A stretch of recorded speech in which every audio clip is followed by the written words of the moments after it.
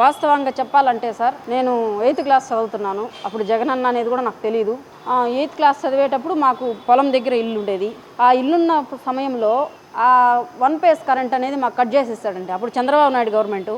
ఆ 1 phase current మాకు వచ్చేటట్లేదు. అంటే బావుల కాడ కరెంట్ బీకేస్తాడు. 3 ఫేజ్ వస్తుంది చూసారా మోటార్ల కరెంటు, ఆ సమయం మాత్రమే 8th, 9th, 10th కిరోసిన్ బుడ్డి గుర్తుంటుందా? ఆ కిరోసిన్ బుడ్డి పెట్టుకొని నేను 10th, 8th, 9th, 10th ఈ 3 ఇయర్స్ చదివాను. తర్వాత 10th వచ్చిన తర్వాత 10th మార్చిలో ఎలక్షన్స్ వచ్చినప్పుడు రాజశేఖర రెడ్డి గారు వచ్చారండి. రాజశేఖర రెడ్డి కానీ ఆ ఒక్క 3 months 3 years మా నాన్నగారు అటు చుట్టుపక్కల బావుల దగ్గర ఉండే వాళ్ళందరూ కనీసం తిరగని సమయం లేదండి. మాకు సర్వీస్ ఇప్పించండి, మేము బావుల దగ్గర ఉన్నాము, మాకు కరెంట్ కావాలి అని ఏ సమయంలో ఇచ్చినటువంటి దాఖలాలు లేదండి. అదే రాజశేఖర రెడ్డి గారు వచ్చిన 3 monthsకి విత్ ఇన్ 3 monthsలో మాకు సపరేట్గా ట్రాన్స్ఫర్స్ ఇప్పించి మాకు 1 ఫేజ్ కరెంట్ ఇచ్చి మాకు బావుల కాడ ప్రశాంతంగా ఉండేటట్టుగా చేసినటువంటి వ్యక్తి రాజశేఖర రెడ్డి గారు. అదే అభిమానంతో మేము ఈ రోజుటికి కూడా మేము జగనన్నకే అభిమానంతో, ఆ రాజశేఖర రెడ్డి గారి అభిమానంతో జగనన్నకు కృతజ్ఞత చెప్పుకోవాలి. ఆ తండ్రి గారు అయినటువంటి తన బిడ్డ కాబట్టి జగనన్నతో ఎప్పుడు నడుస్తాం, ఎప్పుడు ఉంటాం.